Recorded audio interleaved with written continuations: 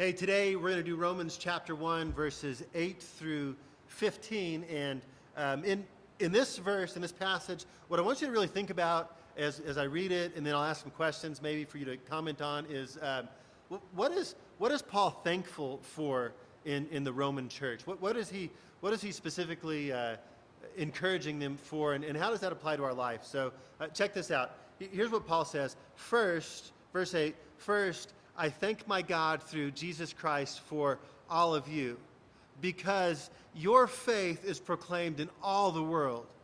Because God is my witness, whom I serve with my spirit in the gospel of his Son, without ceasing. I mention you always in my prayers, asking that somehow by God's will I may now at last succeed in coming to you, because I long to see you, that I may impart to you some spiritual gift to strengthen you. That is, that we may be mutually encouraged by each other's faith, both your faith and mine. I want you to know, brothers, that I have often intended to come to you, but so far I've been prevented, in order that I may reap some harvest among you, just as well as among the rest of the Gentiles. I am under obligation both to Greeks and to barbarians, both to the wise and to the foolish. So I am eager to preach the gospel to you also who are in Rome. And so check it out in this passage. There's a couple things that I think are really cool. First, Paul is saying, thank you because your faith is proclaimed in all the world.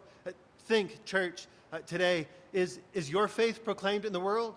And if not, what can you change in your life to make it so that the whole world knows of your faith? Especially now we're trapped inside, coronavirus, the church is under the spotlight. Second thing, get this, verse 12, that we may be mutually encouraged by each other's faith.